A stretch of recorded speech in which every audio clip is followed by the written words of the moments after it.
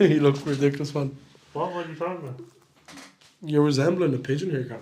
I think you're having a lucid dream, man. I really, if this was my lucid dream, how bad would that be, man? Jesus Christ. That's like a night terror.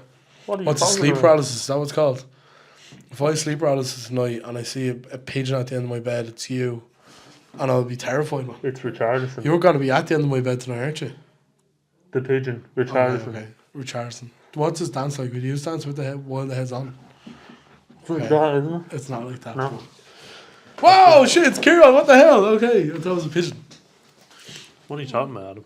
Welcome, everyone, to another edition of the Good Touch for a Big Man podcast. Kieran. I've never seen, I don't know what you're You talking remind me of a pigeon. I literally just turned on the camera, I came back and you're chatting about pigeons. It's like an insane You remind me of a pigeon. If I was to describe you as an animal, it would be a pigeon. Why would that be? I don't know. I just feel like you have pigeon traits. Pigeon traits. Yeah. What are pigeon traits? Yeah, well, I knew you were going to say that. I don't know what they are, but whatever they are, you have them. Oh, thank you. Feels like heaven. Adam, it's been five weeks. Yeah. It's been 5 weeks. It's been a long time. It's like, I think you came out of the cryo chamber with a beard like Grizzly Adams or something. We genuinely have not seen each other, I'd say. Yeah. What date is it now? It's like the 5th of April, 7th of April. I haven't seen you since, I think, the 25th of February. 24th February, I think. That's a month. That's like It's more than a month. 5 weeks, I think. So it's a really long time for us. And I don't want to say I have a beard. So I don't think that's something that someone with a beard would say. But I have hair in my face, Kieran. I suppose how I describe it. Would you describe it? It's great the day has finally come. Yeah, I finally hit puberty. Yeah, finally, thank God. How are you getting on? We haven't actually, this is not a joke. I haven't seen this man in so long. There's been so much going on in between things. How are you, Kieran? I'm great. It's been a very tired month. I feel like it's flown by as well. It's not a case where, it's felt like we haven't seen each other in a long time. I think we've just been going through life very quickly. And unfortunately, the way things work out, we were both on holidays, weren't we? And you were in Portugal. Yeah. I was in Portugal the following week. Yeah, we missed each other. How coincidental would it have been that I'm in Villamora playing golf and you were there with a female? I didn't know how I didn't know how you'd want me to describe her. Who would have thought? Me playing golf and you with a female. Yeah, Rose. Yeah, I know. Yeah, Jesus Christ. But and then you were in London, Adam. It was as well. Yeah. My question is, where do you get all this time? And more importantly, don't money. ask where I get the money. I knew you were going to ask where I get the money. I don't have a lot of money anymore as a result of March. If that makes you feel better. The eyes of March. Yeah. The depression sets in. Yeah. I felt like depression followed us over to Portugal though. It was like the misery continued. The weather in Portugal when we went was really bad. Yeah, same. It was like tropical storms and all. I think the first day we played golf, there was like a storm for like half an hour. I say half an hour, like 10 minutes as we played like the first few holes. And then it kind of waned off. And then after that, it was kind of sunny. And then for a few days it was sunny. But then the night before our last round of golf in the Valle del Lobo, there was a big storm. And we were all watching the League Cup final in which Liverpool lost, before you bring it up. And we thought it was going to get... Out with 2 cups in a week. We thought it was going to get rained off. Do you know what I mean? And it didn't, thankfully, on the last day. It was grand. But, yeah, Portugal was not what I thought it was going to be in terms of weather. Yeah, and... What was it like for you? The weather in Porto and Lisbon was terrible. It felt like a cold day in Ireland, or cold spring day in Ireland, you know. Showery, spells of sun, but then rained again. Mm-hmm. On and off. You get lashed on very quickly. Because the rain would come down so fast and heavy, and it was a nice few days. I really like Lisbon. It was like when we went, it was lovely, and it was the same again. And Porto, I didn't actually like as much. Really? People rave about Porto. I was just about to say. Yeah, people rave about the cheap prices of Porto. It's such a cheap city. Is it a cheap city? I don't think anywhere is cheap. It's the same as Lisbon. Okay. If not more expensive. Is it more so kind of Like a, I don't want to sound. No, I'm not gonna say it. Say it. Stupid. I was gonna say like a port town. A port town. It's not like more kind of coastal. Would that be right? I don't know. It's kind of, I don't know. It's not as scenic or something. Okay. I like the Douro. I think the Douro is a really nice river. I think the bridge going across it is nice, but the River Liffey's nice as well. You know what I mean? Like, River Liffey's not nice. well, the beauty's in the eye of the beholder, they say. Are you blind? No, I'm being fair. Fair. Now, the Douro, the bridge on the Douro does go a lot higher than the Liffey, for example, but I just think there's something beautiful about the Halfpenny Bridge, for example. Yeah, fair enough. I think it's nice. It's that sort of same beauty. I'm not going to say Porto is anywhere near Lisbon in terms of beauty, though. I think Lisbon was forged by that earthquake it had in the 1700s. It was like it was a natural sort of beauty. Okay. Whereas Porto is a fake beauty. Fake beauty, Adam. What did Laura think of it? Sorry for dropping. She thought the same, I think. Okay. Yeah, she thought the same. And I think we're fairly similar in that vein. Yeah, that's how you get on, I suppose. Yeah, I suppose, yeah. Don't look too depressed. But, yeah, what did you think of Albufeira second time around, or Villamora? Well, we were in Villamora, which I think it's like half an hour away from Albufeira. Albufeira is a dive, man. Like, genuinely, like, I went to Albufeira with the boys in 2022. Just, I think when we started this podcast, actually. No, a year after. Worst place ever. Dan Lavin was on the podcast when I was in Albufeira last time. I didn't enjoy Albufeira, to be honest. I think the part of the holiday I liked was like the days where we'd go to the pub, have a few drinks, go to the pool, play golf and stuff. Nightlife, I think I'm just too old now to enjoy that carry on. Do you know, like the strip and stuff, it's just, the new strip's not for me. Do you know? But Villamore, where we were, was really nice. We were on where we were staying was like on a port, like beside like a dock and stuff with like a lot of boats. It was really nice. But yeah, no, Villamore as a whole was nice. I've started to take up golf. You know, Kieran's our resident golfer on this podcast. But I think I found a graw for it. Pick for the Masters this week? Pick for the Masters this week. My favourite's always DeChambeau, isn't it? So Bryson.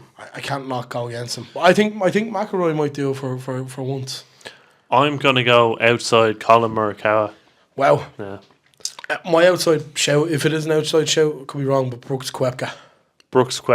Yeah. What I think he's not an outside shout. He's probably one of the favourites. Favourites, that's what I was thinking. Yeah. But he's kind of outside favourite kind of thing. Yeah. He's not like. So he's an outside shout. Yeah. All right. Okay. Yeah. No, just clarify. I'm going for one of the three best golfers in the world at the minute. Fair play, Adam. Yeah, you know the rules. But yeah, no, it's nice. It was nice to get away. It was on Paddy's week as well. It's really weird being away on Paddy's Day. And while you were away, Adam, 2 bad results for Liverpool. It's as if the misery followed you over. Yeah, Dave has a course when he goes to Portugal. Because last year was when we lost in the FA Cup to Man United. What was it, 4-3 in extra time. So you're blaming us on Dave? Dave blames on Dave. Dave blames on himself. Yeah, it wasn't a great week for Liverpool. I think even the game yesterday against Fulham wasn't really great. I think they're absolutely bollocks. I think the lack of rotation within the squad and probably lack of options to an extent have really kind of fucked Slot over and away. But I think they're really lucky that they're 11 points clear of Arsenal. But I did see it's not over just yet. I seen a scenario where Liverpool lose the league today. I don't know if you were seeing the same graphic. It was like the next 8 games. Like, do we have to lose next 8 games? I think you can win. I think you have to win 2 and draw 3 or something to lose the league. And Arsenal have to win all their games. And Arsenal have to win everything. Yeah. So it's really looking unlikely. But well, even Arsenal the weekend against Everton weren't the best. I think that the league is such a poor standard now. In terms of how, like we were chatting about before the podcast, people are cancelling each other out. People are afraid to win games. Nobody is going for it, so to speak. Everyone's playing a slow build-up brand of football. It's very scary. It's very scary times, I think, for football in general. I don't want to be scaremongering on here. But it's very scary times. The game is dying, in my opinion. I think very drastic words. I think at the highest level, Yeah. It is to an extent. Like, if we touch on the Liverpool game against PSG really quickly, the two of the games, and the first game, the Liverpool away in PSG, for what it's worth, for anyone who's interested, the reason we haven't been recording is I've been away twice, Kieran's been away with Lara. Kieran's also recorded or made a music video. So, like, we genuinely have not had the time to sit down and do this. It's a hard living life, But we're enjoying it, which I think is important. But the only time where we wanted to kind of sit down and record was after Liverpool beat PSG in the Champions League, Elliot's goal laid on. And I think the reason for that was, and compared to the weeks previous, that game was such a really highly contested game. And even tactically, like, you look at lots of substitutions in the game, like, that's what won the game essentially. Nunez assist to Elliot, etc. I think at the highest level, when there's stakes involved, it's still an unbelievable watch, especially the Premier League and Champions League. The issue with the Premier League at the minute is there's no stakes. Like, Arsenal are kind of depleted squad. A lot of their main players out. But you can't blame that on most of the poor games that are happening throughout the whole year, in my opinion. No, I think up till mid-February, the league was quite good. No, I think the football is a terrible watch, and they've started alluding to it on the biggest platforms. By the way, I first heard this on Sky for the first time. I've been preaching this for God knows how long, that teams are playing the same way. Gary Neville started talking about it. And was this after the derby yesterday, was it? Yeah. Yeah. First time I've heard them talk about it. I think that game was so poor though. Yeah. I think because it's such it's as if they're not paid professionally to do this or something. No, you're right. You know, we've been seeing this for 2 or 3 years. I do think stakes in a game has a lot to matter though. Like, a lot of the Premier League's sewn up already. Like, the next 7 weeks of the Premier League, or however many games left, 9 weeks, they're gonna be pretty boring. But I'm saying the whole season was boring. I'm not just saying because the stakes are gone. I think there's been good moments. I can't name a game that's been great this year. A game that's captivated my attention. There hasn't been one that's really, like, I'd say a big game on a Sunday. There hasn't been one game with Peter Drury commentating on it. I think him on it, commentating on the game, takes away from it immediately. Yeah, but, like, since he started commentating is what I'm saying. There hasn't been one game that I've been like, wow, that was an incredible game of football. The only one I can think of, and I think because it was kind of like a big moment in the season where kind of something hinged on it, was when Liverpool played City in early December. I think it was my birthday. It was on TV. I think Liverpool won 2-0 maybe, 1-0. But that was before City kind of went spiraled out of control. That was a very highly contested game. That was a very close game. City kind of sat back for the whole game though, didn't they? No, I remember them having chances, especially I think De Bruyne comes on in the second half and causes problems. Do you know what I think is an element of why football is dying? There's no element of surprise anymore. Like, we see it with Forest. I think Forest do it. I think Palace do it to a certain extent. Where they sit back and they go quick. I don't think many teams are doing that now. Counter attack. Yeah. I think that's gone out of the game. And I think the excitement of a counter attack is so brilliant. You know, just teams the natural pace of it, like going forward really fast. A goal out of nowhere. Wow. You know, we don't see it much anymore. Yeah. Forest, I think, have taken me by surprise as to how they play. It kind of captivates your attention. Can I say this, right? And take this whatever way you will. Do you think you'd feel like... No. You're going to ask if Chelsea were doing better, would I feel better? I feel like you would. No. I feel like you would. No, because Chelsea are doing well now and I feel the exact same. They're not doing well now, though. They're in the top 4. They drew 0-0 with Brentford the weekend. They're in the top 4. Is that well, though, in terms of Chelsea standard? It's well in football terms. The standard that Chelsea had. But there's been top 4 teams where we're like, wow. Forest are top 4 at the minute, like. Yeah, I think Forest play lovely football. As in, they play the football the way football is supposed to be played. I think Forest play effective football. I don't know if they play pretty football. I think they play effective football for what they have. But pretty football has been glamorised. As in, pretty football is tiki-taka. Does it exist anymore? Tiki-taka, slow build-up. It doesn't exist because teams are bunched in the midfield. If you watch a game now, How many dispossessions is there in the game compared to what there was years ago? How many 40-yard passes are we seeing being sprayed to the other part of the side of the pitch? Oh, that's a beautiful pass. Midfield generals, Modric, Pirlo's, Fabregas. Let's say, why'd you put on an accent for that? How many players like that do we see now? Yeah, Zero. but football's moved on, Kieran. Football's moved on. This is my point. So- and they haven't talked about this until yesterday, which I think is crazy. But it's moved on. It's not what it was.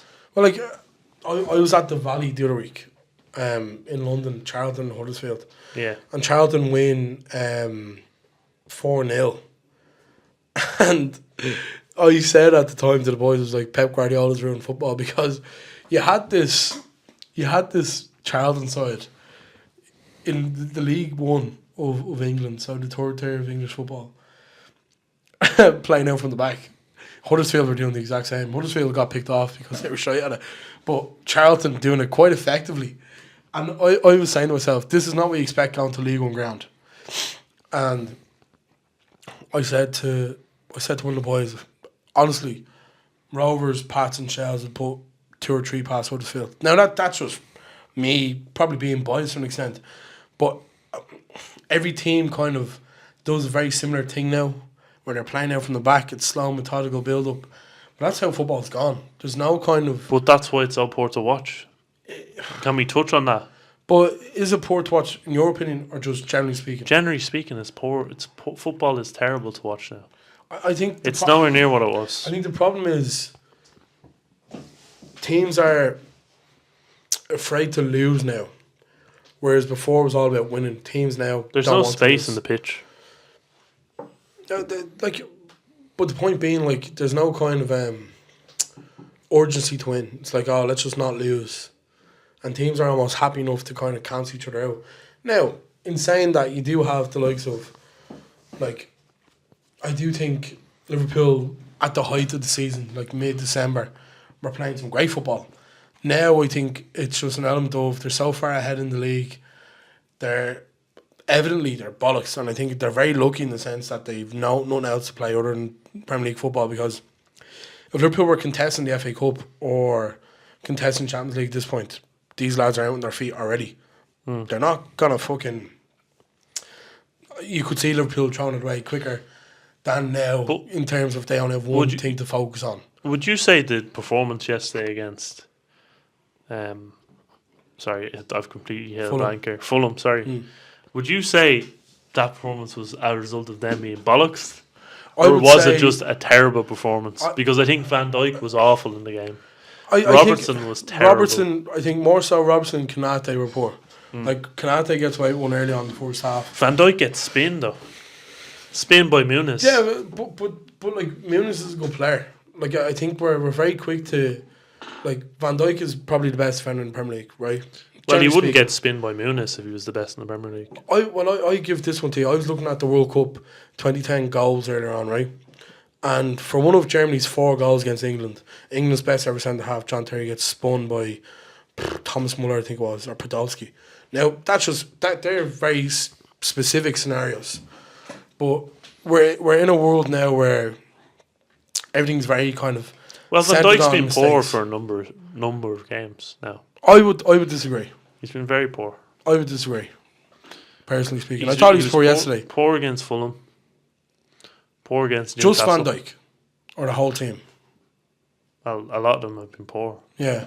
So why are you putting on Van Dijk? Well, because it's the defence's responsibility to create that strong core and create the foundation at the back. So it's their responsibility to lead by example and to play well. And then everyone else comes ahead of them. So I'm pinning it on Van Dijk for that reason. Yeah, I think you're probably wrong to do that. Why? Because you're talking about systems, etc. there, right? And Liverpool's issue in recent weeks has been a lack of a right back. They're currently playing with Kelleher in goal, who's not their first choice. Like, you can't give out about systems, and then when a system is not its best and it's not working, like, you can't pin on one person. Do you know that kind of way? Like, you're talking here about Van Dijk being as poor as what he is, when 2 of the 3 goals probably doesn't have anything to do with him. He was really poor yesterday as well, but you can't just pin it on him. I think 2 of the goals are to do with him. Muniz won, Mm. and there's another one that's to do with him. I think the Robertson goal is his fault as well, by the way. Okay, so Robertson's mistakes gives is down the to Van mistake Dijk. away, but Van Dijk lets the man get ahead of him. So I think that's on Van Dijk. Robertson giving the to ball cut out. away is Van Dijk's fault, is what you were saying. I don't think it's his fault, but I think you can arguably... Robertson's mistake ends up with, I think, Iwobi cutting it on his left foot and hitting a shot that then deflects off Robertson. It's a comedy of errors. All by Robertson, though. But how are you blaming Robertson Van Dijk gives for that? the guy who puts the ball in the net ultimately gets past Van Dijk. He doesn't Put the actually, ball in though. He there. gets past Gravenberch and Kanate and then kicks off Robertson. No, Van Dijk is tracking his run. That's just not true. I'll look back on the goal and you can see Van Dijk. I is can tracking tell you his- the 3 goals now. The first goal comes from across from the right hand side, hits Jones and Sessegnon puts it in. The second goal is this one that Iwobi gets past Kanate and Gravenberch, hits off Robertson and in. And then the third goal is the one we were talking about, Van Dijk being spun. That's that. Sorry, I'm talking about the goals there. first goal then. Van Dijk lets Sessegnon get at him. Okay. So I'm talking about that goal. 2 goals Van Dijk's at fault for. I would my disagree with that. How can Van Dijk anticipate a ball deflecting off Jones? I Well, I don't think you realise how it's quick the the game's played defender's at. job to anticipate and to cut out things. It absolutely is, but If Bonucci's in Van Dijk's position there, he's cutting that out 9 times out of 10. disagree. You disagree What gives you that assumption? because he's a better defender than Van Dijk will ever be. Okay, that's also wrong, but It's wrong. He's won the Euros with Yeah. Italy. he has. He Has he ever been close to winning a Ballon d'Or? He's never- Individually, no, he's never been. But if you watch him as a defender, individually, you would rather have I Leonardo would Bonucci have than rather Bonucci. had prime Bonucci over Okay. Van Dijk. That's And an outrageous. why is that statement. outrageous thing to say? It's just an outrageous thing to say. The Italians could defend They could, yeah. No, you're absolutely right. some of the best in the game. Yeah, 100%. Bonucci's Bonucci's not one of them now, but He absolutely is. he's not better than Van Dijk, though. He was. Nah, He's not anymore. Obviously, he was better than Van Dijk. no. I'd take all of them over Van Dijk. Actually. Yeah, no, that's okay. It's completely wrong, but that's okay. You're saying you wouldn't take Bonucci beside Van Dijk years ago. So hold on, it's gone to beside Van Dijk or over Van Dijk? All right, hold on. Bonucci wears a Liverpool jersey for 5 years of his prime. Is he a better defender than Van Dijk? Probably not. No, it's got I nothing to do disagree. with. The I colour. think if It's he got was, nothing to do with the colour he's wearing. if he was wearing red, you'd be like, oh, he's the best ever. He did wear red. He played for AC Milan, but like, there's no. You could make an argument for an Italian defender to be better than Van Dijk, but Bonucci's not the one. Point is the art of defending cuts that out. Is that? I think that's a bit of a shout, far cry for a shout. But I think that the issue regarding Liverpool's performance yesterday was I think there was an element of arrogance about it because they had seen Arsenal drop points yesterday, and I think they would have heard in their ear from that game finishing to when their game itself kicked off. They would have heard, "Oh, the league's done, the league's over," yada yada yada. Yeah. And I do think there was an element of lethargicness about it. I thought they were lazy at times. I thought Robson was outrageously poor. Jones, who deputised that right back against Everton, does a pretty good shift, to be fair to him, and plays his kind of inverted right back role where sees the right back play midfield and flood the midfield. He does that well against Everton. Was really poor against Fulham. Kanate had a really off day. Like, I just think it was a really bad performance. And I think Liverpool are lucky, I'm genuinely being serious, that they're as far ahead as what they are, because other than that, they'd be struggling big time. I think, honestly speaking, and you're right, the gap is massive. I think this is a blip. That's the way I see it. I can't see Liverpool dropping any more. No, I can't see it either, to be fair. So And I think players come back. Like I imagine Conor Bradley at right back over Curtis Jones would be more effective, and not having Gerald Quans in there to the pitch is always a good thing. yeah, I think I for Liverpool fans listening and watching, I would genuinely, and I'm one of them for what it's worth. Enjoy this season while you can, because I think the next few years are going to be very much. well, if they strip mental down the slog. core Well, like of the team, you're looking at, you're fucked. I wouldn't say fucked. I think you are. You're If never the going to If get. the Premier League is as poor as what you were saying, they're not going to be fucked. Yeah. Because they've run away with it this season. Yeah, no, I actually agree with that. Do you know what I mean? I think if they play a similar brand to everyone else, they'd do all right. But I just think they, like, from a point of view of, like, Slot has his favourites, you know, Szoboszlai being one, and there was a point in the season where he was out injured or suspended. Will you stop kicking my foot? sorry about I that. thought you were playing foots with me. He clearly had Szoboszlai as one of his favourites, and he played a lot of football, and he was out injured. And when he was out injured, Liverpool fans are going, we need Szoboszlai back. Typically speaking, when a player gets injured, you would rather have a solution there instead of relying on this player.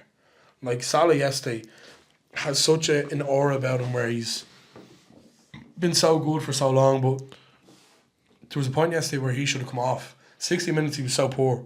Take him off and bring on a replacement, you know, and like players like Chiesa and Elliot, I know you don't really like Elliot, but Elliot's been really effective when he's played. Could have had 2 goals yesterday and he didn't. Like the attacking players, Liverpool really didn't do a whole lot wrong yesterday. Do you know, it's the first Premier League game Liverpool have lost in 26 games. Like Liverpool have played to a very high quality this season, and I genuinely think they're running out of energy. I think Have they lost 3 in 3 games? Am I right in saying that? Or they beat Spurs? Beat Everton. Beat Everton in the week. And you beat But I Spurs. suppose we would have like PSG the League Cup final, and then yesterday would have been probably 3 and 4. I So, think not you're great. okay. Just looking at the table as well, you're fine. 11 points ahead, and Arsenal can't really catch you, in my opinion. That's done and Stranger dusted. things have happened. I will say that. I think it's done and dusted, Adam. How do you feel that Liverpool are going to win the league? Are you feeling any more fulfillment than you'd usually? No, but I think I'm depressed. You No, I think Jurgen Klopp built up such a repertoire or rapport with Liverpool fans where when he won the league in 2019, 2020, it felt so special. Yeah. And I think it's hard to go beyond that. Like for Slot coming in his first season, it's very impressive. And look, this is the point that I made before the show started. There's a disconnect from me and Liverpool in the sense that it's not as accessible for me to go to Anfield anymore. And I think it's not as special maybe for me. Look at what Chelsea in the league. I've always said since I was a kid, if I was to ever see that happen, that's the pinnacle of football for me. We had a discussion about Ireland a couple of weeks ago. I just think, personally speaking, there's a bit of a disconnect, and I think that could be down to Klopp leaving. It could be down to all this kind of hearsay of is Trent staying, is he going, is Van Dijk staying, going, Salah going, etc. Like for years, man, Divock Origi was my favourite footballer. Mediocre footballer, but really good in big moments. I don't have that connection anymore at times, you know. I think there's a real danger as well with Premier League football becoming inaccessible in general. You touched on that point. It is inaccessible. It's inaccessible now. Well, it's inaccessible in its current state, but becoming even more inaccessible. I'll get into that in a minute. Hold on. I think because of what's happened with ownerships at the moment, obviously the majority being Americans. I think Bournemouth are owned by Americans. I think Liverpool are owned by Americans. I think United are owned by Americans. Chelsea. We have another club, Burnley, going up that are owned by Americans, so I believe. There's a lot of clubs. A lot of clubs owned by Americans. I can't name them off the dome. But if we get... It's becoming a majority. I think Yes. Arsenal are another club. Arsenal. The point you're making is it's becoming a majority. If we get to the point where there's 14 of the 20, the Premier League is going down the route of being the Super League, in my opinion. Oh, yeah. With the Americanization of the relegation promotion system, they will push for that franchise system, in my opinion. No, they will, 100%. And the English game, as bad as it's gotten now because of that, in my opinion, it's not what it was. It's the product has died. It's all marketing. It's all Fabrizio Romano. Here we go. Chelsea beat Man United. All this bollocks, right? It's getting to the point where the things that happen off the pitch are more dramatic than what's actually the product is itself. Because we watch the games week on week. Yeah, Liverpool play nice stuff.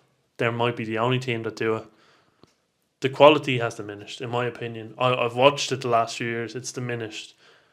And whether you agree with that or not, I don't know. But this inaccessibility argument. If the English game becomes inaccessible, if it becomes franchised, I won't watch it. I don't. I'm not sure many people will. I don't really care for it as Do you much. see, it still will be watched. But it's that disconnect you're talking about. I don't think people will feel that element of connection, as you say, anymore. I do agree, and I think the problem with the Premier League is it was always going to become the Super League. Like, it was always going down that route of becoming what it is now, and like, it's really hard to kind of contextualize how much this means to people, especially over there. Like, there's people going to like Fulham away yesterday, and there's people in the away end who probably went to like one Liverpool game ever, and you're like, how is he getting to take over someone who goes every week? Now look, that's an argument for another day. That's kind of cyclical in general, but like, just personally speaking, if Liverpool win the league, I'd be very happy.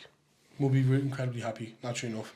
If Liverpool were to somehow lose this league at this point, I'd be frustrated for maybe like a day or two, whereas this would have consumed their whole life at once upon a time, you know, and kind of ruled your mood.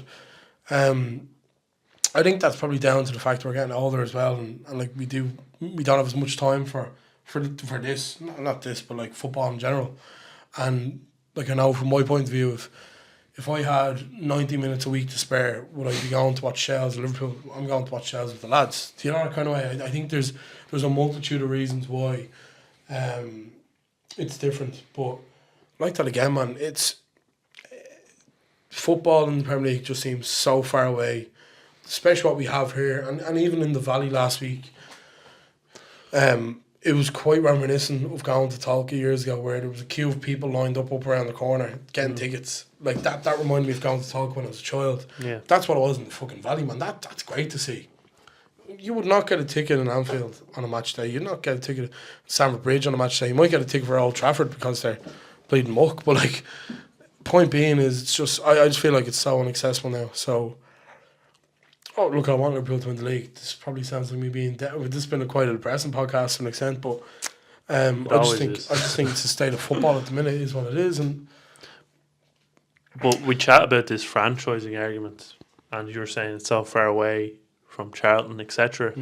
This leads into another kind of dimension in this argument as well. Wolves beat Ipswich the weekend.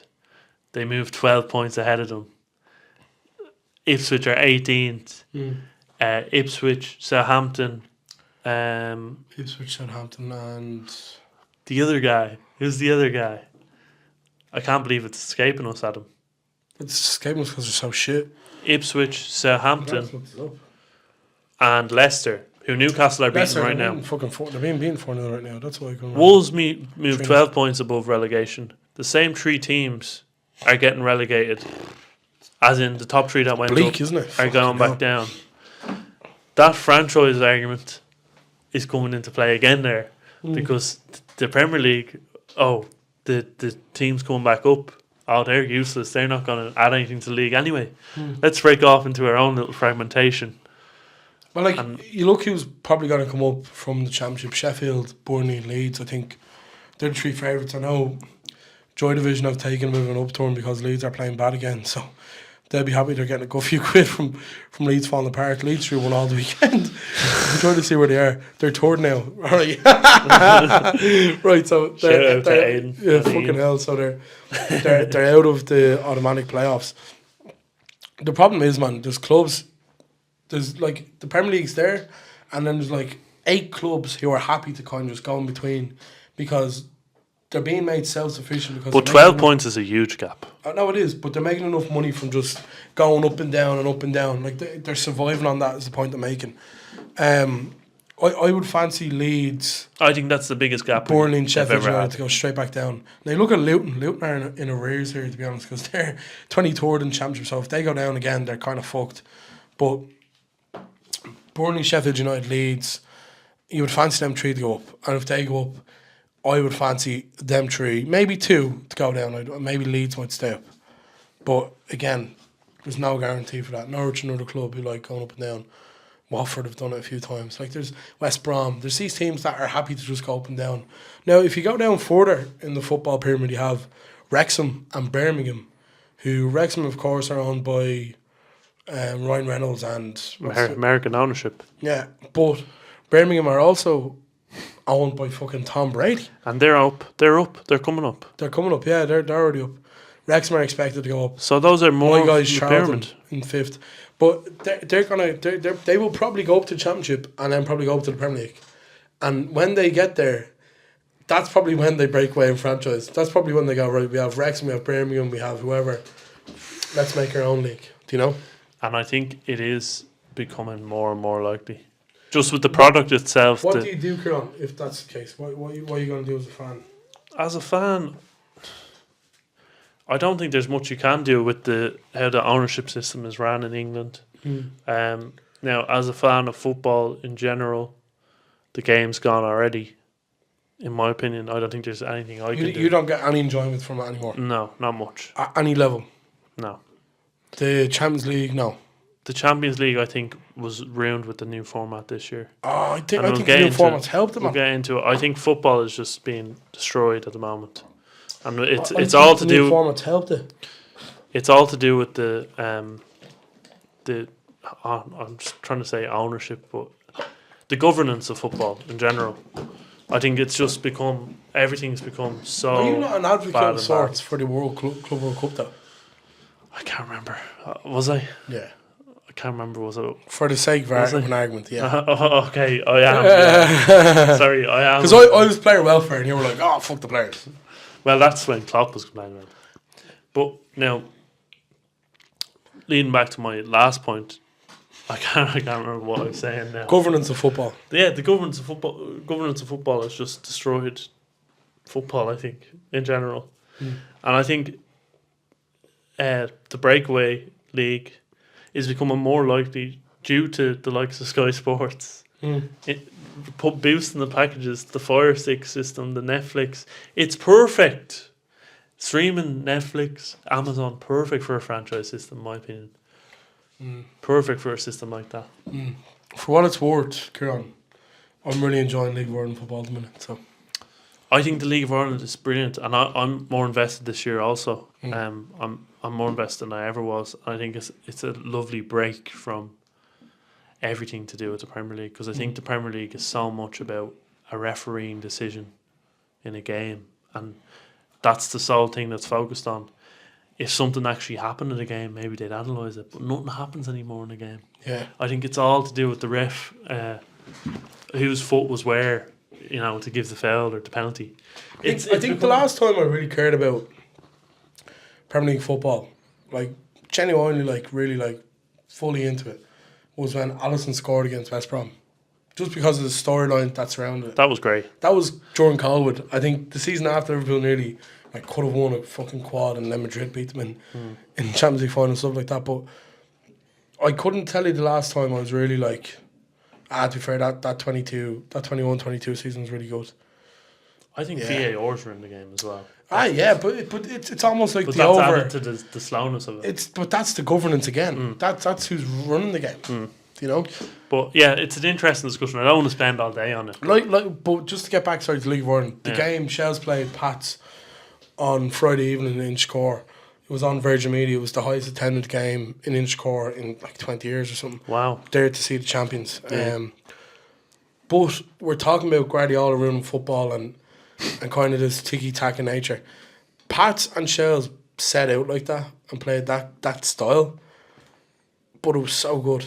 I can't describe why, but it was two teams cancelling each other out, but almost giving the opposition team just a small bit of whatever. Like there was points in the game where like Shells would get in behind Joe Redmond, but Joe Redmond would get back and defend, and Coyle was immense for Shells. He played like the right centre back position that day. Young Lewis Temple at centre half. Like there was nice little stories within the game that added to it, and I think now more than ever, anyone listening, if you can jump on a bandwagon, I don't care if it's in Dalymount, I don't care if it's in Tolka, in Inchicore, don't go to Rovers now, but any of the other three I said, get involved, because fuck me, man, it's getting good. Even the presentation on TV, there's a lot of love, there's a lot of graw for it now. I'm back in the gantry in 2 weeks as well, so if you want to listen to me talk about football, yeah, get involved. Shells and Galway, League Get of that Ireland quiet. TV. Yeah, we haven't seen each other for a couple of weeks, man. But yeah, it's a good time as ever, man. I've never, honest to God, and I'm not just saying it, that was the most highly, like, in terms of technical side of the game, League of Ireland game of football I've seen ever. It's great, and it's crazy how quick things can change as well. Because I'd say a year or two ago, the hype train wasn't there, but now everyone's on the hype train. It's only going to get bigger with the nature of how the Premier League is going, how diluted it is helping the League of Ireland. People are losing interest in it, so it can only help. It can only help grow the game, in my opinion. Will we go to the playoff final if Charlton get there? I'd be up for it. I think you'd enjoy that. I think the listeners would be up for that. Yeah. On the final day we went to Derry. I suppose, shall we touch very briefly on the Champions League? Back tomorrow, Tuesday. What are the games? I think Arsenal are playing Real Madrid, aren't they? Real Madrid, Arsenal in the Emirates, Adam. Huge game. It's really ironic, Kieran. I don't want to be too contrary to you. I'm loving the Champions League. And I've often said this to you. And this is the traditional Champions League we're talking about right now. I know. But I've said it to Dylan before, and obviously Dylan's diehard Liverpool fan. Like, that game against PSG that we lost, that went to penalties. That was a knockout game. Knockout game. No, let me cook, please. Right. That was such an entertaining game of football. Like, you could not watch that and not be on the edge of your seat. The whole, like, the story of the game, everything. As soon as Núñez walked up to take a penalty, you knew he was missing. It's Darwin Núñez taking a penalty in the Champions League knockout game. He was always going to miss. But it added to the drama. Like, it was such... And see, the way you were saying you're not getting any enjoyment out of football now, it's kind of breaking my heart because I'm loving Champions League and I'm loving the League of Ireland for two separate reasons. Like, the Real Madrid Atletico Madrid game, right? Atletico Madrid fucking shafted. Terrible game. Shafted. Oh, no, I disagree, man. I loved it. Game of football. I loved it. It was intense. Two clash, very cagey. Two clans. Yeah, but that was great, man. For what it is today, like, if you look back on Champions League knockout stages, traditionally, you're never getting high-scoring games, really. I know Liverpool and Chelsea had like a back and forth. I think one of the best games I've ever watched is the Man City Real Madrid game. That time when Madrid scored twice in the last 10 minutes. That's an outlier, though. That was one of the best games I've ever watched. Yeah. But before that was cagey. Like, that's a specific moment. Those two games were brilliant to watch. Yeah, brilliant games. And the PSG Liverpool game was brilliant. I can't agree that Atleti Real Madrid game. I loved it. I loved it. That was a shit game of football. I thought it was great. I love tight. I love intense games. I love teams going head to head. What's your prediction for this one coming up? For Arsenal Real Madrid. Arsenal Real Madrid, yeah. Real Madrid. I don't think Arsenal have enough going forward. I think Saka's back, Martinelli's back as well, but I would still fancy Real Madrid, yeah. Regardless of who Arsenal have playing. They just have that order, don't they? But I do think Arsenal pushed them at home, and I think Real Madrid beat them in the Bernabeu. That's the way I see it going. Yeah, I think Madrid over two legs. Whether that be they win away from home or at home, whatever. Easy. Bayern Munich, Inter Milan. I think Inter Milan are going to stink that one up and win. I was about to say, you can smell them already. I can smell the defence. Like, look at the fucking Darmian, Pavard, Acerbi, Bastoni, Di Marco, Çalhanoğlu, Barella, Mkhitaryan, Martinez, Thuram. Like, it's a pretty good team, to be fair, but it's hard to beat. Hard to beat. Can the likes of Elise, Muller and Sané beat Inter Milan? I don't think so. No, they don't have it. I don't think so. With Company as manager, absolutely not. Barcelona, Dortmund. You would like to think Barcelona win that. I think Barca get by them easily. Dortmund have been very poor. Shy, man. They've been poor this year. Dortmund and Huddersfield are the two worst teams I've seen this season. How have they got to the quarter final? Dortmund, Huddersfield and Waterford are the three worst teams I've seen this season. All against really good teams. Dortmund got to the Champions League final last year. You see, man, you can get a good draw. Like, the next game's PSG Aston Villa. All of the expectations can be on PSG to win here. And I think Aston Villa win. Do you think Aston Villa win? I think Aston Villa win. Outlier. You're absolutely mental. They're not being PSG. I think Unai Emery is... this is where he thrives, yeah. No, I know you're I was having a debate with an Arsenal fan saying that Arsenal should take him back today.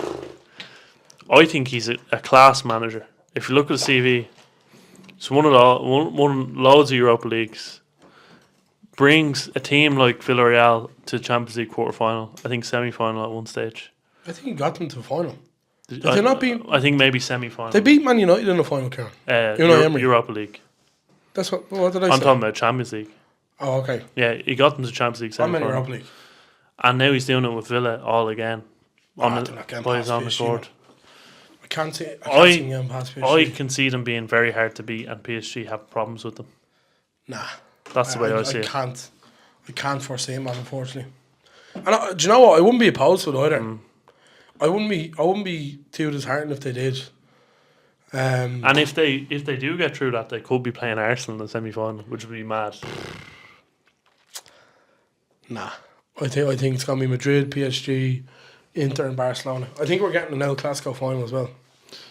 I think that's what we're getting. I think we're getting a surprising final. I can imagine it was fucking Aston Villa and Barcelona or something. I could see an Aston Villa Inter final or something. No chance. Absolutely no chance. I would actually like it for a change as well. Real Madrid win it every year. Well, so boring. Maybe that's the issue with it all. We move on to get it out. Get it out. How long have we got left? About 11 minutes. Yeah. We don't have too many questions, so that's not the worst. Start off with David Dunwoody. People haven't missed us too much, eh? Who is your ideal cart buddy in golf? Now, Woody's asking this because I'm going to say Woody because on the courses in Portugal we had great crack and it was a bit chaotic. We nearly killed each other twice with the cart, flipping it over. We didn't flip over once, but it was a close call. It is scary when you're off balance. Yeah, oh my God, man. I thought we were going to die. Yeah. Woody especially because I would have landed on him and that could have ended badly for him. So I'm going to say, for people I know, Dave's on Woody, but generally speaking, I'd love to share a cart with DeChambeau. The knowledge you'd get off DeChambeau. Imagine you doing a video with DeChambeau. It'd be fucking great, wouldn't it? Break 50 challenge. Break 50. With Adam Leonard. Give me 4 shots at home, man. I still wouldn't do it. Guys, I'm with Adam Leonard here. We're trying to break 50. The good touch for a big man podcast. Why do you call that the podcast? Bryson, I'm obese. Oh, okay. Here on, who's your ideal card? And you have a very good touch for a big man, Bryson. You're actually on our show. Who's your ideal card buddy in golf? Send him a cake. Card buddy. I think for the laughs, I like Dave Leonard. Dave Leonard is a card buddy. Dave. Yeah, Dave's great. My brother as well. Oh, I thought you meant Dave was your brother. No. I was like, well, he's my brother. I was like, brother from what do you mean by that? Ben Casey says, someone said you was dead. Is that what Ian Wright said? Yeah. Shout out to Ben Casey. I think and Ben his missed sister, us, by the maybe. way. Ben Casey wrote an article for, looked like RTE or something, was it? It was RTE, a history article. Check it out. We'll link it in the... Yeah, we actually might do, yeah. Fair play, Ben. We love you, and more so your sister. Ian says, ideal toasty order, what would you put in it? I only had a toasty earlier, it was quite nice. I'll let you kick this off. I'm not mad on these toasties. Really? I just see them as pizzas. It's just another form of pizza. I'm very simple with my toasty. I've become a fan of spreadable cheese recently. So I toast my bread. I like it being golden brown. Golden brown, texture like sun. Shout out to Stranglers and Herman. Spreadable cheese on the golden brown toast. I would have a Dublin. It's quite cheesy now, to be fair, but Dublin mature cheddar. You know, the red. It has cheddar. to be mature cheddar. And then I had Irish crumbed ham earlier. It was really nice. But I also had like a smoked ham as well, which was even better. So that's what I'm going. Jesus, who's doing your shopping? You have all these options. Me. And a salt and vinegar crisp of some kind, preferably the crinkly cut one. Hunky dory. In the toasty? Yeah. In the George Foreman? No. You let it cook in the toasty, let it George Foreman itself up, and then open it, and all the steam comes out, and all the salt and vinegar crisps, and you're active. Really, really nice. Okay. Yeah. And you fall asleep afterwards, I'm assuming? No, jeez, that keeps you awake for days. Okay. Ian says, thoughts on Meslier. I don't have any coherent thoughts on him. He's a really bad goalkeeper, would be my point. I think Leeds should keep him in goal. Yeah. Yeah, why not? Because I think he's given a lot to Leeds. He doesn't really deserve to lose his place. Leeds are falling apart again. Leeds are falling apart. Again. Everybody! Leeds. Ian says, if Meslier was a biscuit, what would he be? I'd say a rich tea biscuit, because as soon as it gets dunked in the tea, it fucking falls apart. Leeds are falling. Can I drink one? I'm drinking my water. Coconut cream. Excuse me? Coconut cream. Gary sends a picture of Bonk in the away end. I don't know if you know Bonk. Bonk, yeah. Phil Mangan. Phil Mangan. I think it is Phil Mangan. I think it is Philly. Gary says Bonk is a special guest soon. Hopefully not, man. I don't think I can listen to him for a half an hour. You Phil Mangan? Yeah. He says, can we get a rundown of your recent trip to London? How long have we got, Kieran? I don't want to spend too much time here. 6 minutes. 6 minutes. I'll give you a brief, really brief. We went to London, myself, Oisin, Morgan, Adam and Scruffy. We went to watch Friday Night SmackDown, Kieran. But it was like a dart-style atmosphere, so there was people just like falling all over the place. It was really funny. Saturday comes around, we went to watch Charlton play Huddersfield. Met up with Senan and Dermot, 2 fallen soldiers, over to London. And then we just went on the tear for the next few days. I've done a bit of shopping. Went to the classic football jersey shop. Spent quite a lot of money. I'm not willing to disclose what I spent. And then we disclose went. It. No. And then we went to Monday Night Raw on the Monday evening. We drank Magnum. I don't know if anyone's ever had Magnum, but seemingly it's an illegal tonic wine. But they were selling them like the Boss Man shops over there. So balls of Magnum. It's like Jamaican tonic wine. That's what it is. Really, really nice. We had Dave's Hot Chicken as well. Shout out to Senan for bringing us there. Ruined our night because it rode our stomachs off.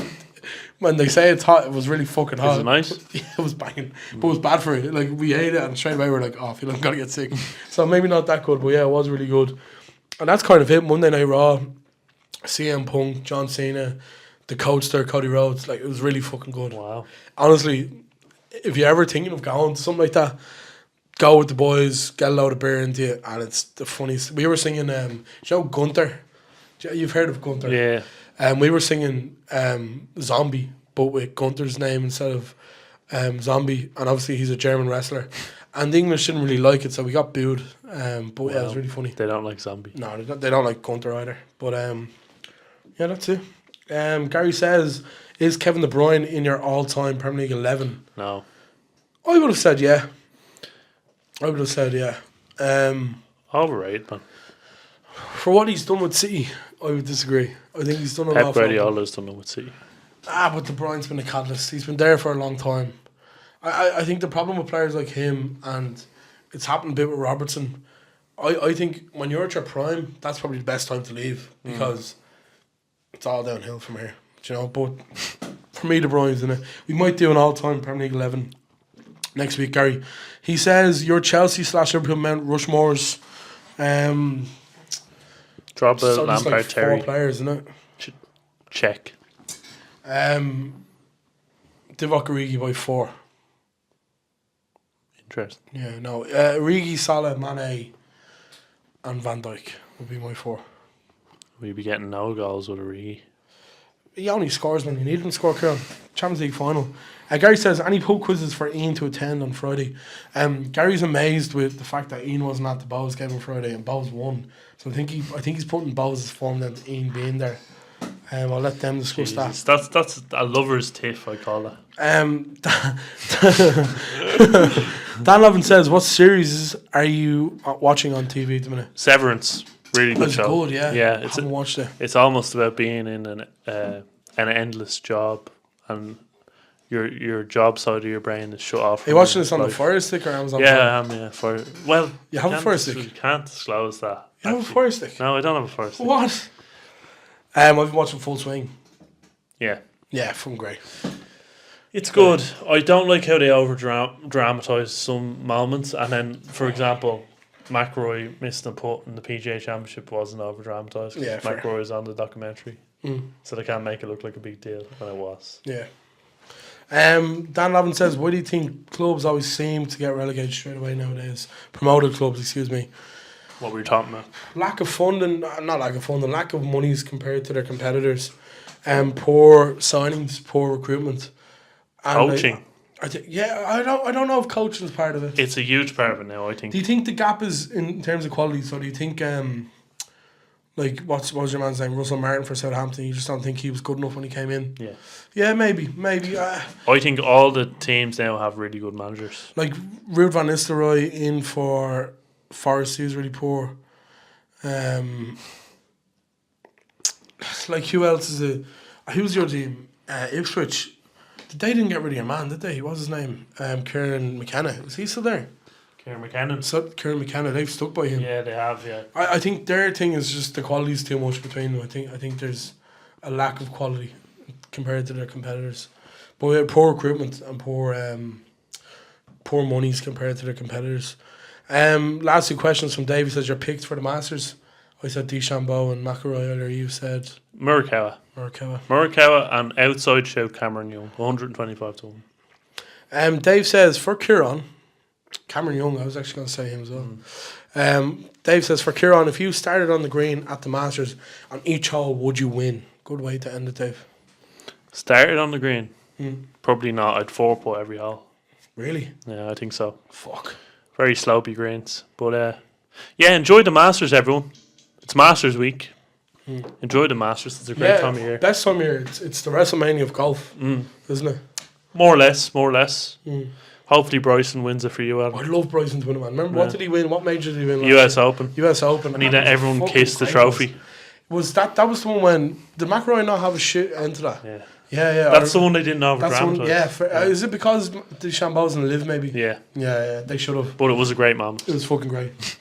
But yeah, that's all for this week. I'm sorry for being absent. We do love doing this, for what's worth. It's not... This is our passion. You know, we don't get a lot for doing this other than for you and for some, like, intrinsic creative fulfillment. So we do love doing this. Life got in the way. And a lot of football has happened. Like, we didn't even talk about Liverpool losing to Plymouth, which could have had a podcast on its own. And I think everything has just gone so fast.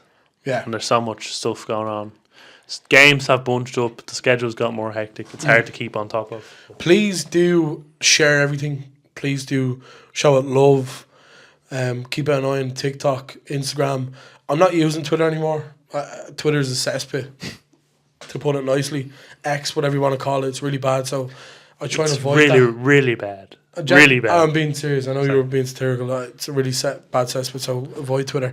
But Instagram, terrible. TikTok, please do get involved. That's it. By looks of Kieran, and we'll leave it there. So take care of yourselves. Enjoy the Masters. Be good. Enjoy the sun as well. Yeah. Tell your mother you love her. Sunshine. Leads are falling apart again.